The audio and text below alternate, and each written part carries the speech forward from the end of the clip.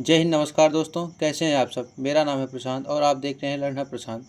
दोस्तों, आज की इस प्यारी सी वीडियो में मैं कक्षा 12 एनसीईआरटी गणित का एक चैप्टर अवकल समीकरण लिया हूं और उसमें प्रश्नावली 9.1 से मैं बताने जा रहा हूं।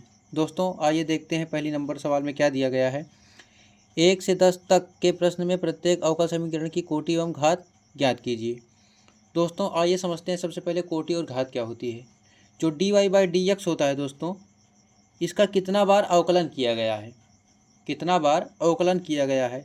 dy/dx रहता है तो उसका मतलब है एक बार अवकलन किया गया है। d2y/dx स्क्वायर हो रहता है तो इसका मतलब है दो बार अवकलन किया गया है। अगर 3 रहता है तो 3 बार, 4 रहता है 4 बार, ऐसे ही होता है। और दोस्तों, जो अवकलन हुआ रहता है, जो dy/dx का अवकलन जितनी बार हुआ रहता है और उसी के पावर में जो रहता है उसको क्या कहते हैं, घात कहते हैं। ऐसे में दोस्तों आपको कम समझ में आया होगा। आइए हम एग्जाम्पल की मदद से और इस प्रश्नावली के क्वेश्चन की मदद से आपको समझाते हैं ये क्या होता है। दोस्तों, इसमें एक बात और भी ध्यान देने वाली है। जो दोस्तों ये dy/dx है, ये साइन कॉस के एंगल में नहीं होना चाहिए और ई के पावर जो होता है यक्स के प्लेस पे भी dy/dx नहीं होना चाहिए, क्योंकि ये दोस्तों ये परिभाषित नहीं होता। इसमें तो दोस्तों कोटि तो बताई जा सकती है लेकिन घात नहीं बताई जा सकती। आइए देखते हैं कैसे। हमारे सामने पहला नंबर प्रश्न है। आप देखिए दोस्तों, इसमें दोस्तों आपको क्या बताना है, इसमें कोटि और घात बताना है। तो दोस्तों इस प्रश्न में देखिए dy के पावर 4y/dx के पावर 4 है और प्लस साइन y के एंगल में यानी dy के पावर 3y/dx क्यूब है। मतलब इसका 3 बार dy/dx का 3 बार क्या किया गया है, अवकलन किया गया है। तो दोस्तों ये देखिए इस केस में साइन के एंगल में क्या है, dy/dx है। तो इसका तो दोस्तों देखिए इसका घात नहीं बताया जा सकता। और इसकी कोटि क्या होगी, dy/dx के पावर में क्या है 4 है, तो इसकी कोटि क्या निकल के आएगी, कोटि 4 निकल के आएगी। और घात पे हम क्या लिख देंगे, घात परिभाषित नहीं। क्योंकि दोस्तों देखिए जो dy/dx मतलब अवकल जो y का अवकलज है ये किसके एंगल में है, साइन के एंगल में है। तो साइन और कॉस मतलब ट्रिग्नोमेट्री और इनवर्स ट्रिग्नोमेट्री और ई के पावर x में अगर ये अवकलज रहेगा, dy/dx रहेगी तो उसकी घात परिभाषित नहीं रहेगी। आइए देखते हैं दूसरी सवाल क्या है दोस्तों। दूसरी सवाल हमारे सामने है। दूसरी सवाल क्या है, y' + 5y = 0। इसमें दोस्तों हमें क्या बताना है, सबसे पहले हमें कोटि बतानी है। कोटि इसमें क्या है, ये y' का मतलब क्या है, dy/dx + 5y। तो इसमें दोस्तों जो कोटि होगी ये dy/dx से कितनी बार हुआ है, एक बार हुआ है, तो इसकी कोटि क्या निकल के आएगी, कोटि 1 निकल के आएगी। और घात इसके पावर में कितना है, तो 1 तो लिखा नहीं जाता, तो घात भी क्या निकल के आएगा, 1 ही निकल के आएगा। अगला क्वेश्चन है दोस्तों आपके सामने। अगला क्वेश्चन है तीसरा नंबर, ds/dt का whole power 4 + 3s d2s/dt square = 0। इसमें दोस्तों क्या बताना है, आपको कोटि बताना है।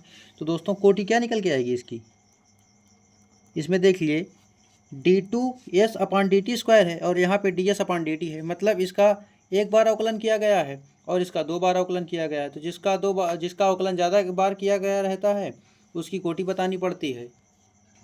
इसकी कोटि क्या होगी दोस्तों, इसकी कोटि 2 होगी और घात जिसकी कोटि उसी की घात, तो इसकी घात क्या है, 1 है, तो इसकी घात क्या हो जाएगी, 1 हो जाएगी।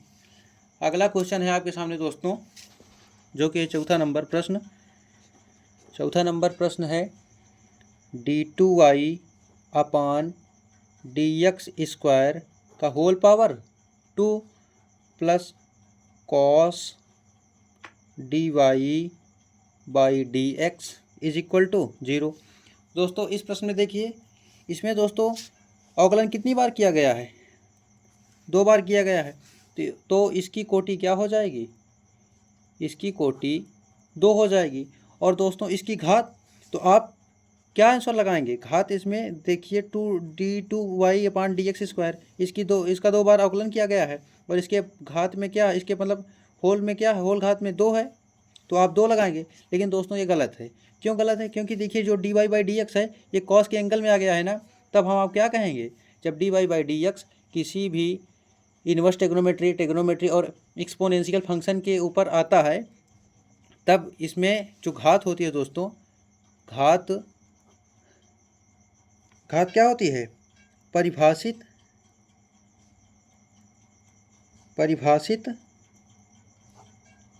नहीं होती है। समझ में आया दोस्तों? अगला प्रश्न आइए देखते हैं। d2y/dx² is equal to cos 3x plus sin 3x। दोस्तों इस प्रश्न में देखिए, दोस्तों इस प्रश्न में क्या होगा? इस प्रश्न में दोस्तों कोटि क्या होगी? कोटि आपकी हो जाएगी 2। कोटि क्या हो जाएगी? आपकी कोटि क्या निकल के आएगी दोस्तों? कोटि हो जाएगी 2। और दोस्तों घात, आपकी बार घात भी क्या होगी? परिभाषित होगी। कैसे? क्योंकि देखिए ये देखिए लेफ्ट हैंड साइड है और ये है क्या? Right hand side. आगे वाले प्रश्न में आप देखिए, जैसे ये वाला प्रश्न, ये था लेफ्ट हैंड साइड और ये था राइट हैंड साइड। तो लेफ्ट हैंड साइड में देखिए जो dy/dx है वो किसके एंगल में आ गया था? कॉस के एंगल में आ गया था। और इस वाले प्रश्न में देखिए ये जो 3x है, ये कोई अवकलज थोड़ी ना है, ये तो एक xy मतलब ये चर है। तो dy/dx अगर इसके एंगल में आता तो घात क्या होती? परिभाषित ना होती। लेकिन देखिए ये तो क्या है, इसका एंगल आ गया है, dy/dx यहाँ पे है, ये 2 बार अवकलन किया गया है तो इसका कोटि 2 हो जाएगा और घात 1 हो जाएगी। दोस्तों आपको समझ में आ रहा है? मुझे उम्मीद है कि आपको बेहतर समझ में आ रहा होगा दोस्तों, क्योंकि इसमें है कुछ नहीं। एक बार फिर समझ लीजिए मेरी बात को।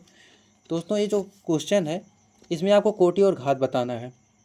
सबसे पहले हमें क्या ध्यान देना है कि जो dy/dx है, dy/dx ये कितनी बार मतलब इसका अवकलन किया गया है? जितनी बार अवकलन किया गया है उतनी बार इसकी कोटि होगी। और जिसकी कोटि वही उसी का अवकलन उसी का घात बताया जाता है। जितनी बार कोटि मतलब जितनी बार इसका अवकलन किया गया है उसी के ऊपर कितना घात है, ये उसकी क्या होती है? घात होती है। हो गया। और इसमें ध्यान क्या देना है? जो dy/dx है दोस्तों, ये साइन कॉस और एक्सपोनेंशियल फंक्शन के साथ नहीं आना चाहिए। उस केस में घात क्या होती है दोस्तों? घात परिभाषित नहीं होती है। आइए अगला प्रश्न देखते हैं दोस्तों। अगला प्रश्न क्या है दोस्तों? अगला प्रश्न है y। दोस्तों ये है y के पावर 3 का होल पावर 2। मतलब ये है दोस्तों इसका 3 बार अवकलन किया गया है। पहले प्रश्न लिख लेते हैं, उसके बाद आपको समझाते हैं कैसे लिखा गया है। y घात 3 प्लस y के पावर 4 प्लस y के पावर 5 इज इक्वल टू 0। दोस्तों आइए दोस्तों इस प्रश्न को समझते हैं। ये लिखा गया है dy/dx 3x³ का पावर 2। ये दोस्तों ये लिखा गया है, मतलब d2y/dx³ का whole square plus d2y/dx square का होल क्यूब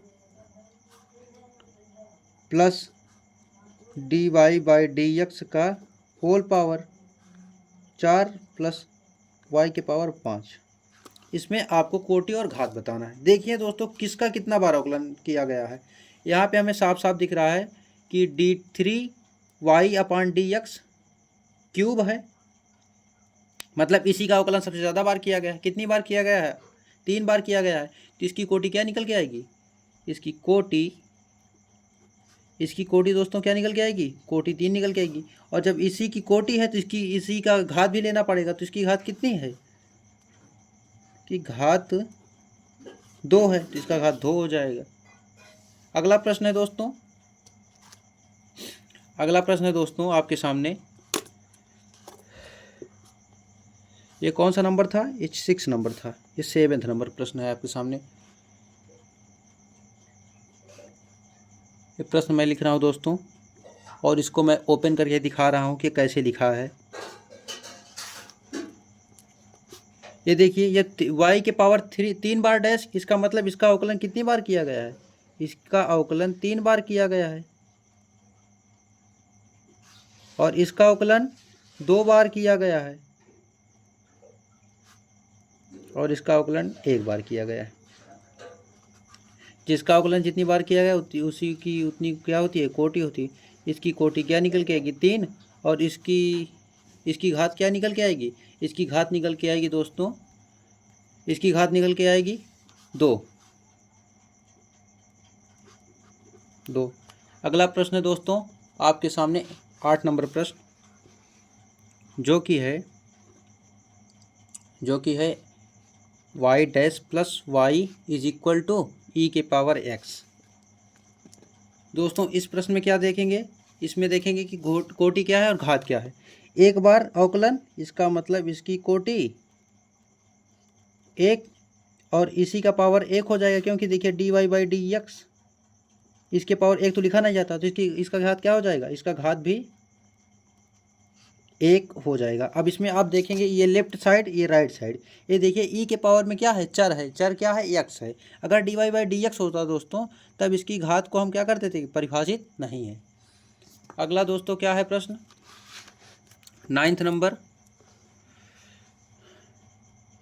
9th नंबर प्रश्न है दोस्तों आपके सामने, y के पावर होल डैश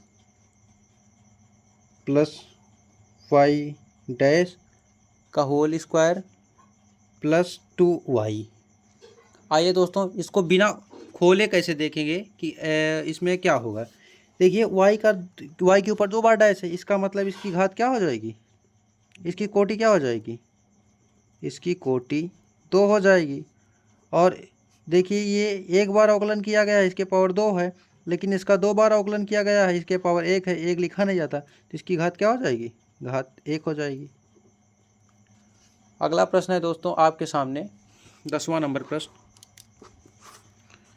10वां नंबर दोस्तों आपके सामने प्रश्न है, जो कि है y के power whole dash plus 2y के power dash plus sine y is equal to 0, is equal to क्या है दोस्तों, 0।